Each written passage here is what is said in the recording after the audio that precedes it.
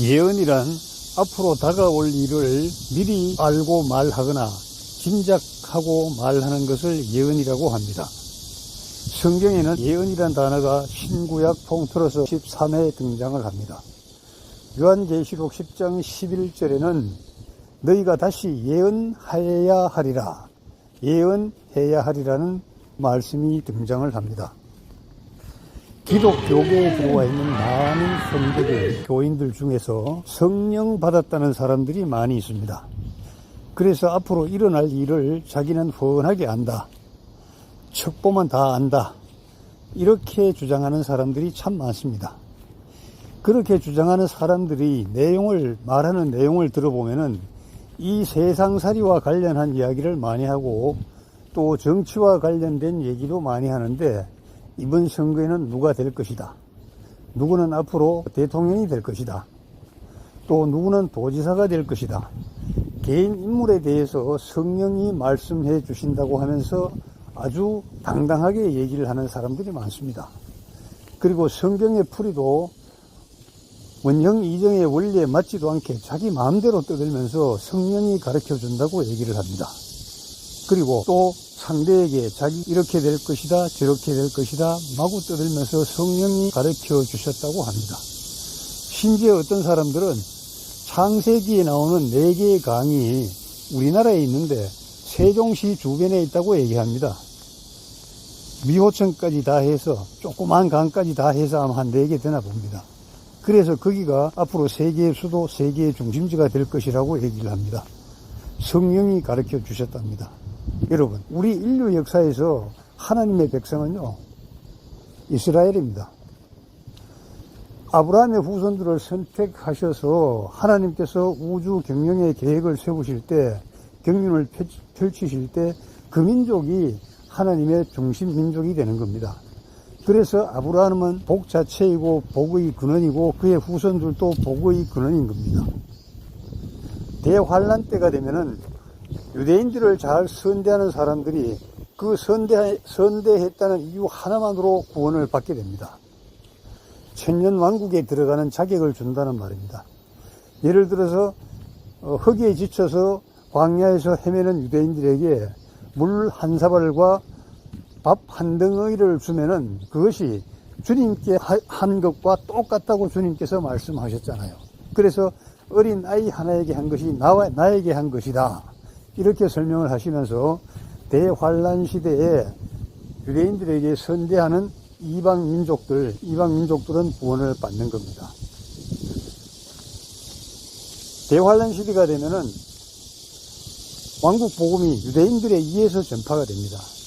은혜의 교회 시대는 우리 이방 민족에 의해서 하나님의 복음이 전파가 되고 있죠. 그것은 왜 그러냐면은 왕으로 오신 예수님을 살해한 유대 민족이 치러야 할 죄값을 아직까지 다 못 갖고 있는 겁니다. 그래서 그들은 약 1950년 동안에 나라 없는 서름을 곰씹으면서 세계 도처에 퍼져서 온갖 박해를 받으면서 살았습니다. 흡사 우리가 어릴 때 나 환자 아이들이 학교에 오면 괜히 때리고 더럽다고 저리 가라 그러고 막 소리치고, 하여튼 예언이란 것은 우리 살아가는 이 삶의 현장에서 일어나는 여러 가지 일들을 진작에 맞추거나 미리 아는 것, 그것을 예언이라고 하지 않아요. 그거는 전쟁의 전사라고 얘기를 합니다. 무당 만신들이 하는 겁니다. 우리 성경적인 예언은 펼쳐질 하나님의 경륜이 어떻게 된다는 것, 그것을 수도 없이 말하고 강조하는 것이, 그것이 바로 예언입니다. 그 예언의 결과는 그러하기 때문에 지금 우리가 구원을 받아야 되는구나. 구원을 받기 위해서는 우리 주님 되신 예수 그리스도를 믿고, 그분이 하늘의 하나님이시라는 것을 믿고, 하늘의 하나님이시지만은 인간의 몸을 입고 이 땅에 오신 그 사실을 믿고, 오신 이유는 이 땅의 왕국, 즉 천국을, 아담이 잃어버렸던 천국을 다시 건설하기 위해서 오셨다는 그 사실을 믿고, 그러나 유대인들이, 기득권들이 밥그릇을 뺏기지 않기 위해서 왕으로 오신 예수님을 살해했다는 그 사실을 믿고, 그들이 지금 죄값을 톡톡히 치르고 있다는 것을, 그 사실을 믿고, 우리는 예수 그리스도를 믿고 고백하여 구원을 받아야 되겠다. 예언은 바로 여기에 귀결되는 겁니다. 그래서 요한계시록 21장 22장에 보십시오. 새하늘과 새 땅이 내려오고 거룩한 도성 새 예루살렘이 하늘에서부터 내려오잖아요. 그 전에 우리가 살고 있는 이 땅 이 하늘, 저기 셋째 하늘과 우리를 가르고 있는 그 거대한 유리바다, 그 바다까지도 없어져 버리는 겁니다. 그러니까 이 우주에 죄와 죄의 싹과 죄의 그늘이라는 것은 완전히 없어져 버리고 완전히 없애버리는 거잖아요. 그래서 백보자 심판에서 구원받지 못한 악인들은, 생명책에 기록되지 않은 모든 죄인들은 책들에 기록된 대로, 어떤 사람들은 그 책들에 기록된 게 혹시나 잘한 게 있으니까 그거 뭐 구원받는 게 조금이라도 보탬이 될까 싶어서, 그러니까 불못으로 던져지는 그 사건에서 조금이라도 좀 예의가 있을까 싶어서 그 책을 펼쳐본다, 이렇게 이제 해석을 하잖아요. 그게 인본주의 해석이거든요. 그러면서 말씀이 들어오기 전에 뭐 세종대왕 같은 분은 훌륭한 성군인데 지옥 가면 되겠느냐, 이순신 장군은 나라를 구했는데 지옥 가면 되겠느냐, 이렇게 이제 완전히 설레발 까는 거예요. 그 책은 그게 아니고, 너의 행동은 불못에 던져지고 남음이 있는 거야. 봐, 다 기록된 대로 봐. 없지, 땅땅땅 너 불못, 이렇게 편결해버리는 그러한 그 책이란 말입니다. 절대로 그 안에 예외사항이 있어가지고 그래도 네가 뭐 착한 일 뭐 하지 않았느냐, 그래서 내가 너는 그 지옥 가는 거, 불못에 던지는 거 내가 봐줄게, 그게 아니고요. 그게 아니고, 아무리 세상에서 착한 일을 해도 예수 그리스도를 우리의 구주로 믿지 않고 하는 착한 일은 다 헛방입니다. 헛방. 남 잘 도와줘가지고 그 지옥길 면하고 셋째 하늘로 가고 그럴 것 같으면요, 불보살들이 훨씬 잘해요. 여러분들, 저도 교회 들어오기 전에 여러 가지 세상 경험 많이 했습니다만은 절간보살들이 훨씬 더 사람들이 푸근하고 넉넉해요. 교회같이 눈 깡그랗게 뜨고 말입니다. 사람 아래 위로 보고 지옥 간다 지옥 간다 이런 말 안 하잖아요. 그 사람들은요, 넉넉하다 이 말입니다. 점심 공양을 내줘도 편하게 내줘요, 그 사람들은요. 그럼 그 사람들은 그러면 저 셋째 하늘 가야 되게요, 분당 가야 되게요? 그러나 그거 아니거든요. 예수 그리스도 안에서 이루어지지 않은 모든 일은 헛일입니다, 헛일. 거기 불보살들도 뭐 해외 스리랑카에 무슨 뭐 절을 짓는다, 그 뭐 시주해라, 우리 교회로 따지면 그 작정 헌금 350억 하는 그 여자들도 있어요, 불보살들이요.